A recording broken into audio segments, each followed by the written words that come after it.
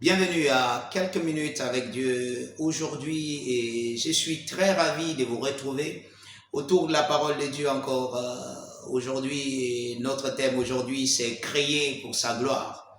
Vous êtes créés pour sa gloire. Alléluia, alléluia, alléluia. Gloire à Dieu, gloire à Dieu. Dieu vous a créé pour sa gloire.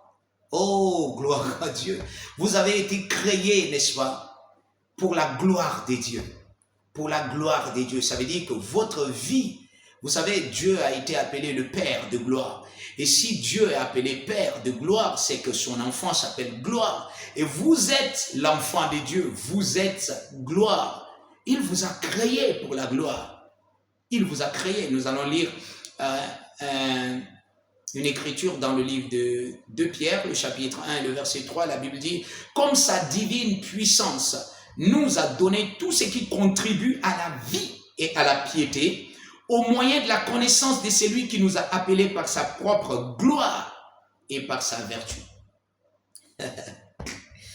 Vous voyez, la version française nous dit par sa propre gloire.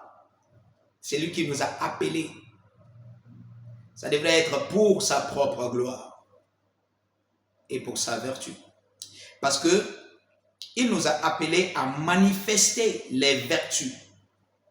Nous avons été appelés à la gloire et à la vertu.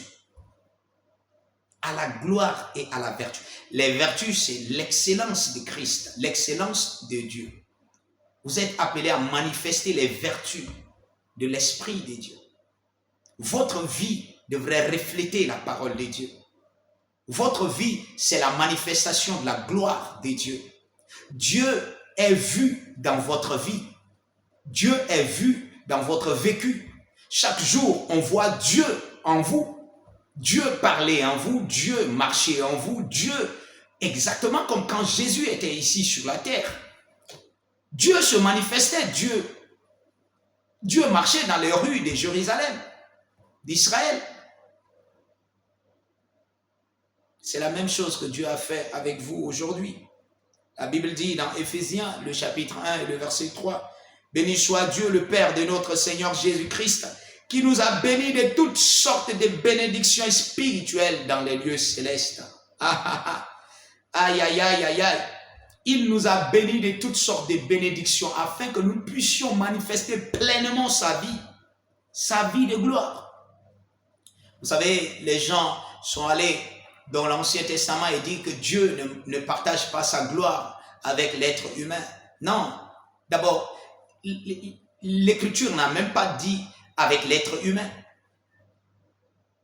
Il parlait des autres, des idoles que les gens appelaient Dieu. Dieu est jaloux, il ne partage pas sa gloire avec un autre. Ça veut dire un autre qu'on appelle Dieu. Mais la Bible dit, je leur ai donné la gloire que tu m'as donnée. Aïe, aïe, aïe. Afin qu'ils soient un comme nous sommes un. Je leur ai donné la gloire que tu m'as donnée. Jésus a confirmé.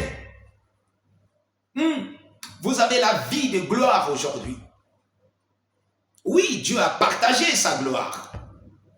Vous êtes la gloire de Dieu aujourd'hui.